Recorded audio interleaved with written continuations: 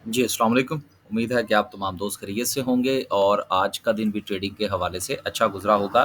Market ने तो वो क्या कहते हैं जी दिन में तारे दिखा दिए हैं। एक ही दिन में 1200 पॉइंट्स लूज़ कर गई मार्केट। हालाँकि जो चाइना और अमेरिका की जो खबरें थी ना, वो बड़े ग्रुप्स के अंदर घुमाई जा रही थी कि जी बस मार्केट लाओ। वो क्या लिखा होता है ना नीचे लाओ। ख़ैर हमारी तरफ से ना तो आज तक जो है वो इस किस्म का लाओ-शाओ लिखा गया है। तो धड़ाधड़ जो थी वो खबरें फैलाई जा रही थी। तो ख़ैर मैंने हमारे ग्रुप में तो आपको पता है ना ही हमारे चैनल के ऊपर कि हम तो न्यूज़ के ऊपर काम नहीं करते। हम तो प्राइस एक्शन पे काम करते हैं, चार्ट के मुताबिक देखते हैं क्या हालात चल रहे हैं। तो लोग जो हैं बड़े मारे गए हैं जी आज जिनकी प्लानिंग नहीं थी कि उन्होंने क्या करना है कि कुछ प्रॉफ़िट टेकिंग करनी है, नहीं करनी। तो ये सिचुएशन जो है ये अभी कुछ इसी तरह से ही चलेगी। कल भी हमने जो छोटे टाइम फ्रेम पर बात की थी उसमें ट्रेंड जो था, वो आज जैसे ही वो ट्रेंड टूटा है, तो मार्केट ने मज़ीद जो है वो फिर लोअर हाइज़ बनाने शुरू कर दिए थे। लोअर लोअर हाइज़ और लोअर लोज़। वो आगे चल के इंशाल्लाह जो है वो डिस्कस करते हैं कैंडलस्टिक पर। 1200 पॉइंट्स आज मार्केट ने निकाले हैं, इन्वेस्टमेंट अपॉर्च्युनिटीज़ बन रही हैं। इसका फ़ायदा उठाना चाहिए आपको। आगे चलते हैं जी और सर्किट ब्रेकर की बात करते हैं, तो सर्किट ब्रेकर में माशाल्लाह से आज 9 कंपनीज़ हैं। चलें अच्छी बात है कि प्रीमा हमारा पी जो है वो चला आ रहा है, उसके अलावा हमारे हाथ कोई आज अपर कैप नहीं आया। हमारा ख़्याल था कि शायद कोई एक आध अपर कैप आज हमारे हाथ लग जाए, उसमें चांसेस भी थे लेकिन मार्केट के अंदर जो हालात थे, वो कुछ सपोर्ट नहीं कर पाए। नहीं तो हमारा ख़्याल था कि बीएफ एग्रो जो है वो हमने बाय किया था सुबह के वक़्त। उसमें अच्छी प्रॉफ़िट टेकिंग हो गई हमारी तरफ से। 34.5 पर जो था वो हमने उसको जो था वो कुछ सेल किया और फिर हम इस इंतज़ार में रहे कि वो रुके लेकिन उसके बाद वो फिर रुका नहीं। तो ये बात करने का मकसद ये है बेसिकली कि अगर आप ड्यूरिंग द डे मार्केट में काम कर रहे हैं, तो ज़हनी तौर पर तैयार रहिए कि किसी भी वक़्त मार्केट जो है उसमें आपको 200, 400, 500 पॉइंट्स निकल सकते हैं। अगर आप इस मेंटालिटी के साथ मार्केट में ट्रेड नहीं करेंगे, तो फिर फँस जाएँगे आप। आज बहुत सारे लोग फ फँस गए होंगे, पक्की बात है। क्योंकि आप एक शेयर खरीदते हैं, वो थोड़ा-सा ऊपर चला जाता है, आप समझते हैं कि जी इसका लेवल पक्का हो गया है। लेवल कोई पक्का नहीं होता, ये ज़हन में रख लें। If you are a trader तो लेवल पक्का कोई नहीं होता।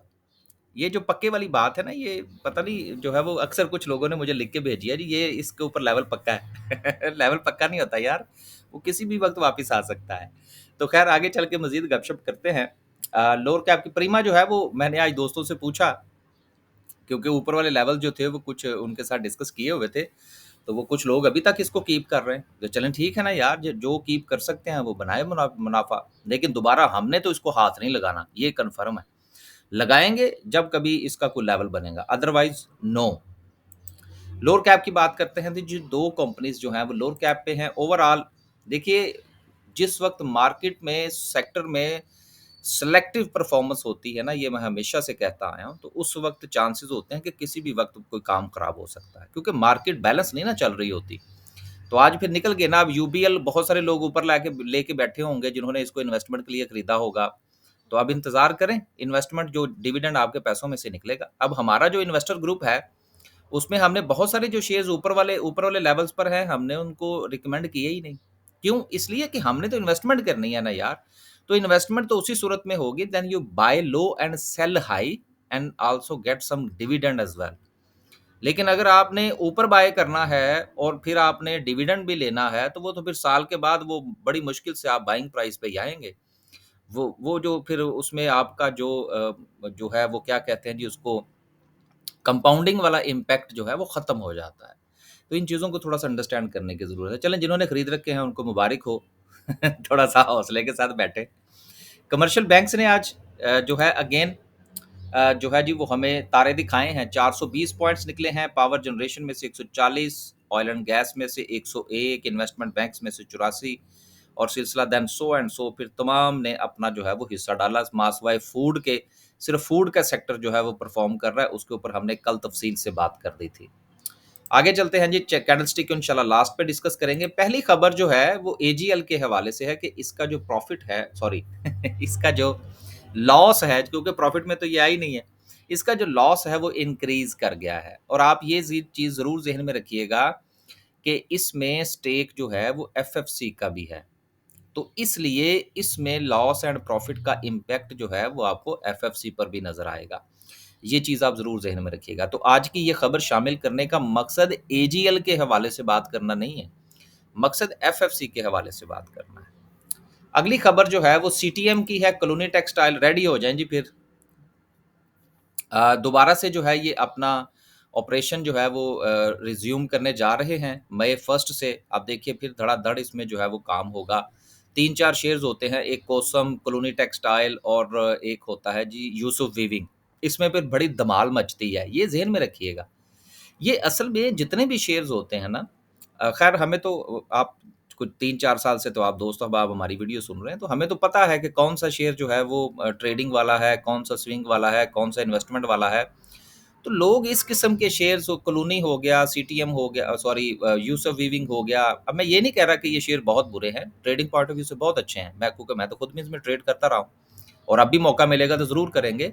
लेकिन वो लोगों ने इसको ऊपर टका के खरीदा हुआ है इन्वेस्टमेंट पॉइंट ऑफ व्यू से।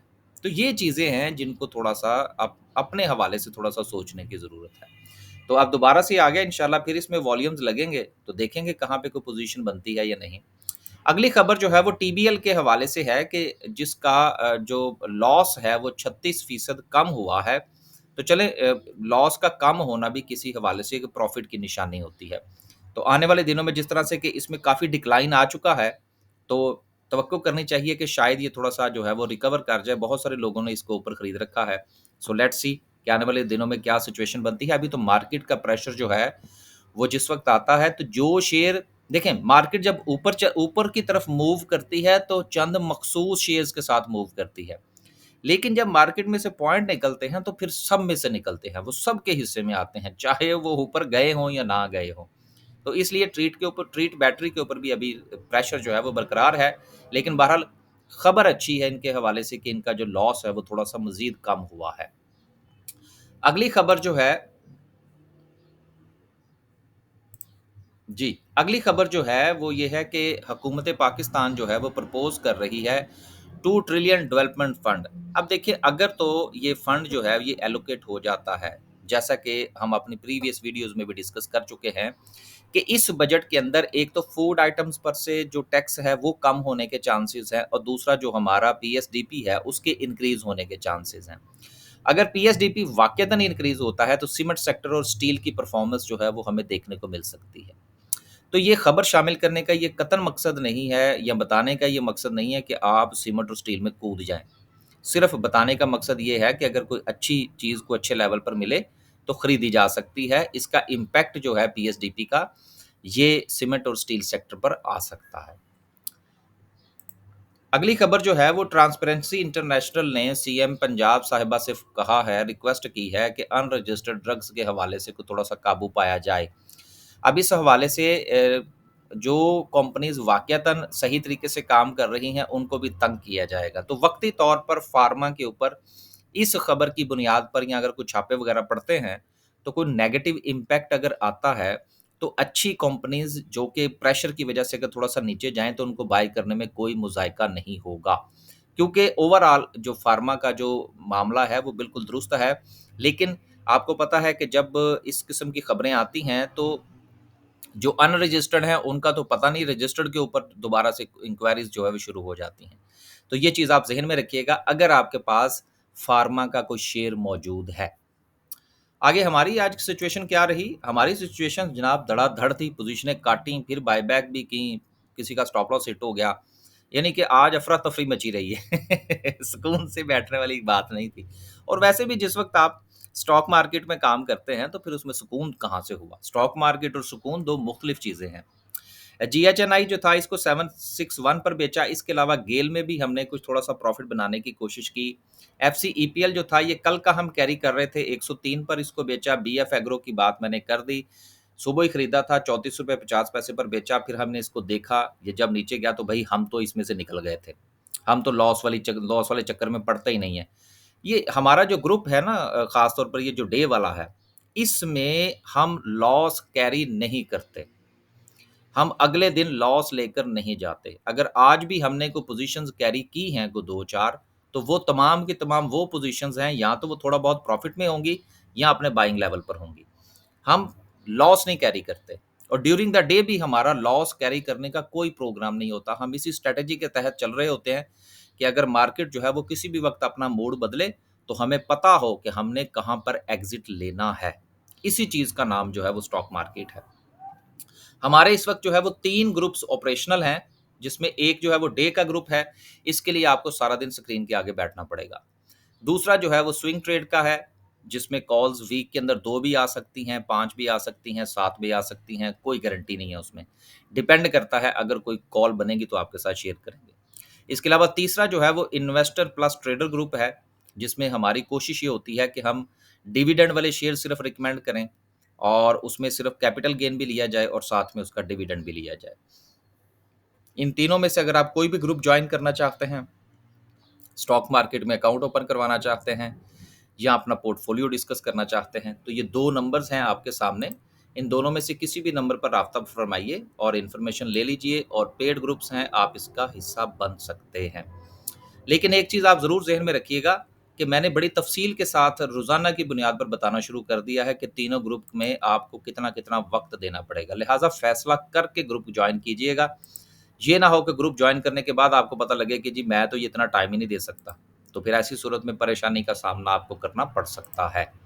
आगे चलते हैं जी, और आज की जो है वो कैंडल डिस्कस करते हैं। अगेन कल हमने क्या डिस्कस किया था? कल हमने इस तरह से एक लाइन लगाई थी, और लाइन लगाने के बाद मैंने आपसे ये गुज़ारिश की थी कि ये जो है, ये आपका लेवल है। अगर इसको मार्केट ब्रेक करती है, तो आप इसमें पोज़ीशन ले सकते हैं, और आपका जो स्टॉप लॉस है, वो इससे नीचे होना चाहिए। क्योंकि उससे पहले मार्केट का जो छोटे टाइम फ्रेम के ऊपर जो ट्रेंड है, वो आपको पॉज़िटिव नज़र आ रहा था। लेकिन जैसे ही ये ट्रेंड ब्रेक हुआ है, उसके बाद से अगर आप गौर फरमाइए, तो मार्केट बाकायदा तौर पर अपने लोअर हाइज़ और लोअर लोज़ जो है, वो बनाती हुई चली आ रही है। अभी तक जो है वो लोअर ट्रेंड जो है वो ब्रेक नहीं हुआ। जिस तरह से यहाँ ब्रेक हो गया था ना, अभी यहाँ से नहीं हुआ। लिहाज़ा कल का दिन जो है अगेन देखिए, ये जो हम हर रोज़ यहाँ पर आके 15-20 मिनट की बात करते हैं यार, ये कोई बेमकसद थोड़ी होती है।